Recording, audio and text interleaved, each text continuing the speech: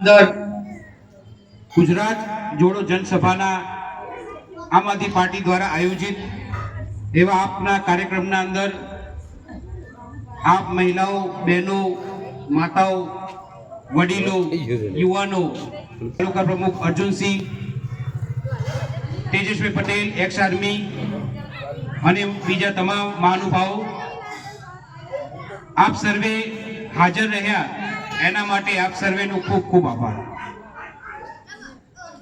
આમ આદમી પાર્ટી દ્વારા ગુજરાતના દરેક જિલ્લા, શહેર, વોર્ડના અંદર ગુજરાત જોડો જનસભાનું આયોજન કરી રહી છે। તો વિચાર એમાં થશે કે શા માટે આપણે આ મિશન આદર્યું છે, શા માટે ગુજરાત જોડવું જરૂરી છે અને કેવી રીતે જોડશે। તો પહેલા તો એ પ્રશ્ન એ થાય કે આ ગુજરાતને તોડ્યું કોણે? 32 વર્ષથી એક ધારું ભારતીય જનતા પાર્ટી આપણા ઉપર શાસન કરી રહી છે। અહીંયા આપણે જોઈએ તો જે મારા માતાઓ છે, બહેનો છે, આપણે રોટલી કે રોટલો કરતા હોય અને તવી કે તવા ઉપર મૂકી હોય અને એક જ બાજુ રહે તો શું થાય? દાજી જાય। બીજી બાજુ શું રહે? કાચી રહી જાય। સરવાળે એ રોટલી કે રોટલો આપણા કામમાં આવશે નહીં। આ જ પરિસ્થિતિ થઈ છે ગુજરાતની। ગુજરાતના અંદર ભાજપ અને કોંગ્રેસના મેળાપીપળાના કારણે આજે ભાજપ એક ધારું શાસન આપણા ઉપર કરી રહી છે, જેનું પરિણામ એ આવ્યું કે અહીંયા મહિલાઓ સુરક્ષિત નથી। ગુજરાતના અંદર રોજના 6 થી વધારે બહેનો ઉપર દુષ્કર્મના કેસો થાય છે। ગુજરાતના અંદર યુવાનો અત્યારે જોઈએ તો બેરોજગારીનો ભોગ બની રહ્યા છે। રોજગારી મળતી નથી, પેપર આપવા જાય તો પેપર ફૂટી જાય। ગુજરાતનો યુવાન બેરોજગાર થયો તો વ્યસનના રવાડે ચડાવ્યો। આજ ગુજરાતના નેતાઓએ એને વ્યસનના રવાડે ચડાવ્યો એટલા માટે કારણ કે એ ના નોકરી માગે, ના મહેંગાઈ ઉપર પ્રશ્ન કરે, ના ભ્રષ્ટાચાર સામે બોલે। યુવાન આજે વ્યસન ઉપર ચડ્યો, જેનું પરિણામ એ આવ્યું કે આપણું કુટુંબ અને પરિવાર તૂટી રહ્યું છે। મહિલાઓ સુરક્ષિત નથી કે આપણે મોટા ભાગે આપણે મજૂરી વર્ગ સાથે જોડાયેલા આપણે વ્યક્તિઓ છીએ। તો મજૂર વિરોધી આ ભાજપાએ હમણાં રિસન્ટલી એક ફતવો જાહેર કરીને બિલ પસાર કરી દીધું। આપ 182 ધારાસભ્યો છે અહીંયા ગુજરાતમાં, એમાંથી 162 ધારાસભ્યો ભાજપના છે। પાટલી થપથપાવીને એ ધારાસભ્યો કે જે 365 દિવસનો 12 મહિનાનો પગાર લે છે અને 28 દિવસ વિધાનસભાના અંદર જાય છે। વિચાર કરો, 365 દિવસનો પગાર લેનાર ધારાસભ્ય 28 દિવસ વિધાનસભાના અંદર જાય છે, બાકીના પૈસા વેડફાઈ જાય છે। એ ધારાસભ્યોને એમ લાગે છે કે મજૂરનું વધુ શોષણ કેવી રીતે થઈ શકે? તો મજૂર અત્યારે જે 8 કલાકની નોકરી કરતા હતા ફેક્ટરીના અંદર, તો આ લોકોએ ફતવો જાહેર કરી દીધો અને 12 કલાક કરી દીધા, જેના કારણે કંપનીઓ આજે મજૂરોનું વધુ શોષણ કરશે અને મજૂરને પોતાની તકલીફ હોય, એને ઘરના હપ્તા ભરવાના હોય, બાળકોને ભણાવવાનું હોય, એ તો કહેશે તો 12 કલાકની જગ્યાએ 14 કલાકે નોકરી કરવા મજબૂર છે। એ નહીં બોલી શકે, પરંતુ એની ઓથોરિટી તો કતરશે। એની ઓથોરિટી એ હંમેશા બોલતી રહેશે કે ભાઈ કાશ મેં ભાજપને વોટ ના આપ્યો હોત તો। પરંતુ આપણે સૌ જાણીએ છીએ કે આપણે ભાજપ 32 વર્ષથી એક ધારું શાસન કેવી રીતે કરી રહી છે। આપણે જોઈએ કે ખેડૂતો, અમેરિકાએ આપણા ઉપર 50% ટેરિફ લગાવી દીધું। મતલબ ગુજરાતમાંથી કે ભારતમાંથી 100 રૂપિયાની વસ્તુ અમેરિકા જાય તો 50 રૂપિયા ટેરિફ લાગી જાય અને 150 રૂપિયા મળતી થઈ જાય। પરંતુ એના સામે આપણે શું કરવાનું હતું? એમને 50% લગાવ્યા તો મોદી સાહેબે 56 ની છાતી બતાવવાની હતી કે નહીં? 50 ની જગ્યાએ 70% ટેરિફ લગાવી દેવાનો હતો, પરંતુ મોદી સાહેબથી આટલું ના થયું. કેમ? કારણ કે એમનો મિત્ર ઉપર અમેરિકાના અંદર કેસ ચાલુ થઈ ગયા છે અને મિત્ર ઉપર ગમે ત્યારે જેલમાં જઈ શકે છે. એના માટે સમાધાન કરવું પડ્યું. એ ટેરિફ સામે તો ના બોલી શક્યા, પરંતુ અમેરિકાથી જે કપાસ આવતો હતો એ કપાસ ઉપર 11% જે ટેક્સ લાગતો હતો એ ટેક્સ પણ રદ કરી દીધો. જેના પરિણામે હવે શું થશે? અમેરિકાની આબોહવા અને ટેકનોલોજી આપણા કપાસ કરતા સારી છે. આપણા ખેડૂતો પોતાનો માલ લઈ એપીએમસી માં જશે એ પહેલા અમેરિકાનો કપાસ ગુજરાતમાં આવી ગયો છે. આપણા કરતા સારો, આપણા કરતા સસ્તો અને આપણા કરતા વહેલા કપાસ આવી ગયો છે. જેના કારણે ટેક્સટાઇલ કંપનીઓ અમેરિકાનો કપાસ ખરીદી લેશે, તો ગુજરાતના ખેડૂતોનો કપાસ કોણ ખરીદશે?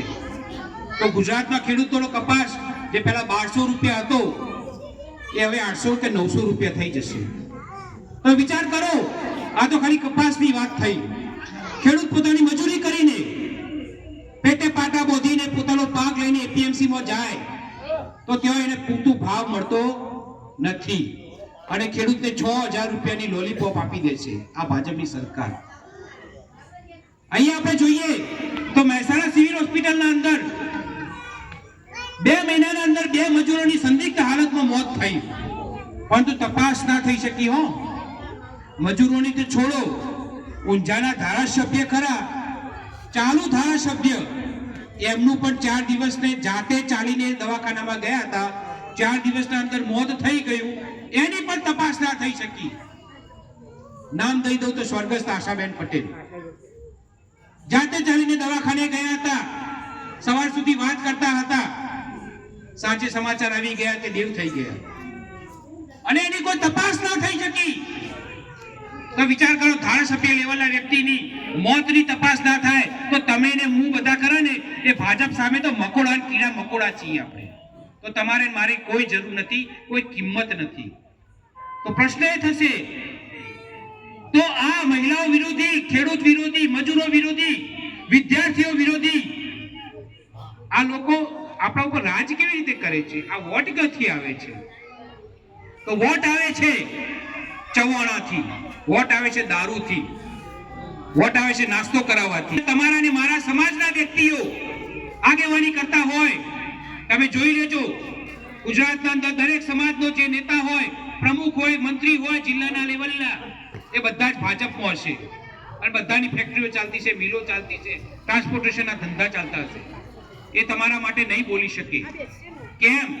કારણ કે એને ચૂંટણી વખતે પોતાના ખિસ્સા ભરી દીધા હતા અને આપણને કીધું હતું કે તું મારા સમાજનો છે અને હું ભાજપને વોટ આપવાનો છું, તો તું એ વોટ આપી દે.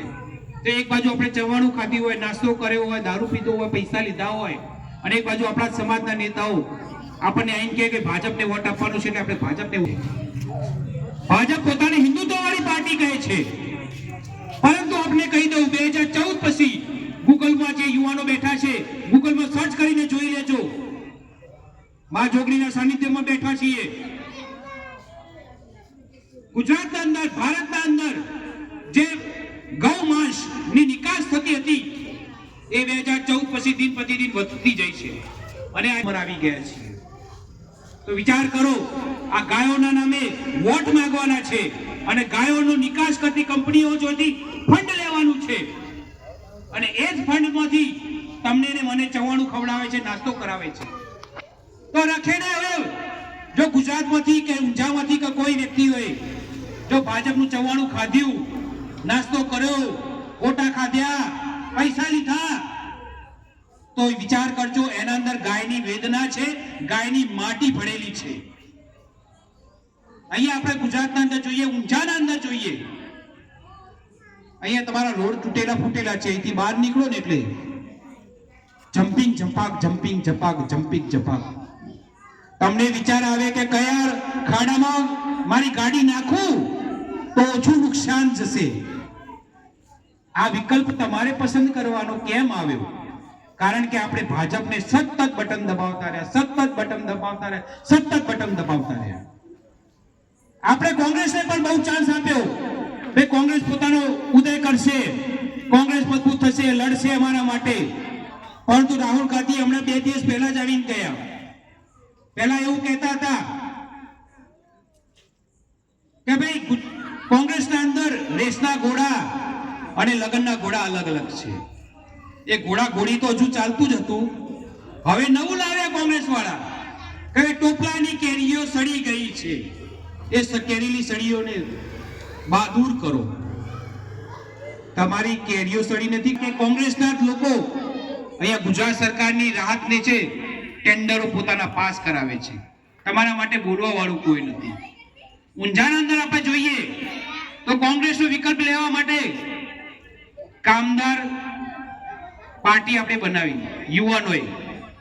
તો કામદારના જે કામ કરતા હતા એ પોતાનું કામ કરાવવા માટે પાછા ભાજપમાં જતા રહ્યા. તો ઊંઝાના અંદર કોઈ બોલવા વાળું રહ્યું? તમારું કોઈ બોલવા વાળું નથી. તમારા માટે બોલશે આમ આદમી પાર્ટી. હજુ 27 ચૂંટણીને તો ઘણો સમય બાકી છે, પરંતુ એના વચ્ચે આપ સર્વેને વિનંતી કરવા આવ્યા છીએ કે આમ આદમી પાર્ટી કોઈ નાત, જાત, ધર્મ, સંપ્રદાય કશું જ નહીં જોવે. એ ફક્ત જોશે તમારી ઈમાનદારી, તમારી પ્રામાણિકતા, તમારા વિસ્તાર માટે લડવાની તાકાત, જજુમવાની તાકાત. યુવાનોના અંદર વિશ્વાસ છે.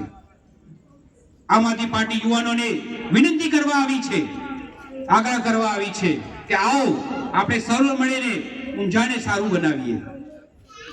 જીરાનો બહુ મોટો કારોબાર છે અહીંયા. કરોડો રૂપિયાનું નકલી જીરું હવે આવી રહ્યું છે, આપણે બધા ખાઈ રહ્યા છીએ. જીરું તો આ બાળકો બેઠા છે ને એમને પૂછી લો, એક્સપાયર્ડ વસ્તુ ખવાય? ખવાય? દૂધસાગર ડેરી ભાજપ શાસિત દૂધસાગર ડેરી પહેલા વેપારીઓની હતી, ખેડૂતોની હતી, પશુપાલકોની હતી, અત્યારે ભાજપની થઈ ગઈ છે. હવે આ ભાજપની શાસિત દૂધસાગર ડેરી આ એમ કહી રહી છે કે આ 15 કરોડ કરતા વધુનો એક્સપાયર્ડ મિલ્ક પાવડર ઉપયોગમાં લઈ શકાય છે અને એને ઓગાળવાનું ચાલુ કરી દીધું છે. વિચાર કરો, આ જ જિલ્લાના સ્વાસ્થ્ય મંત્રી છે, આજ ઊંઝા વિધાનસભાની અંદર એમનો જન્મ થયેલો છે, પરંતુ એ કશું જ નહીં કરી શકે. વિશ્વાસ છે. કેમ? કારણ કે એમને તમારા 5 દિવસ જવાનો નાસ્તો, ગોટા, દારૂ, પૈસા જે જોતું હોય આપો, લોકો આપણને વોટ આપી દેશે. તો લોકશાહીના અંદર 2 જ વ્યક્તિઓ હોય છે, એક વોટ માંગનારા, વોટ આપનારા. તમે જો લોકો એવું કહેશો કે શિક્ષણના મુદ્દા ઉપર અમને વોટ આપવા છે, આરોગ્યના મુદ્દા ઉપર વોટ આપવા છે,